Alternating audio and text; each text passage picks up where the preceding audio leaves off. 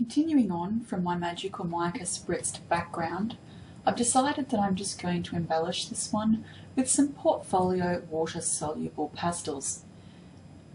All I'm doing here is I'm tracing over the general areas of the stamped images. Some of them I'm kind of having to make up as I go along because they're a little indistinct. I'm also creating a few random patterns that look like they might fit. I've just started with the dark green colour and have moved on to a lighter green so that when I go over these with my water, I'll have a couple of different tones in the same colour just to make it look that little bit more interesting. I'll keep adding crayon until I'm happy with the effect. I know this is not the finished product, so I'm not being particularly careful here. Continue adding little swirls until it starts to look a little bit more filled in. You may like this with a bit more open space than I've left. It's completely up to you. Spritz with water to allow the crayon to blend. I don't like how much white space is in the middle here anymore, so I'm just using that water to pull some of the crayon into the centre and add some green to that white centre panel there. The really nice thing about the magical micas is that they're slightly reactivated with the water and you'll end up with some shimmer to the background that you're creating. Continue to spritz with water and pull colour into the centre until you're happy with the way it looks.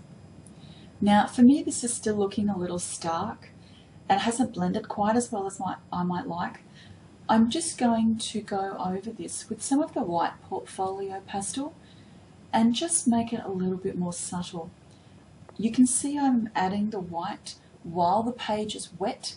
You get a very different result between using the pastels onto wet cardstock or paper and using them on dry cardstock or paper and then re-wetting them. It's best to have tested this beforehand so that you know which effect is best on this particular project. For this one, I really like what the white pastel is doing to the colour on the wet page. It's just blending this and making it look that much more subtle and natural. I really like this. I'm leaving this to air dry. I find it helps soften the colours a little. This is where I'm at with my background piece.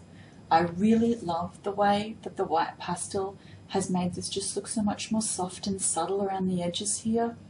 The only way I can think of to describe what this is looking like is really organic. So I decided to make this into a nature goddess themed page. Now I really could have left it here because I love the way it's looking, but I'm going to see if I can test out my golden gel medium with this and see how it turns out.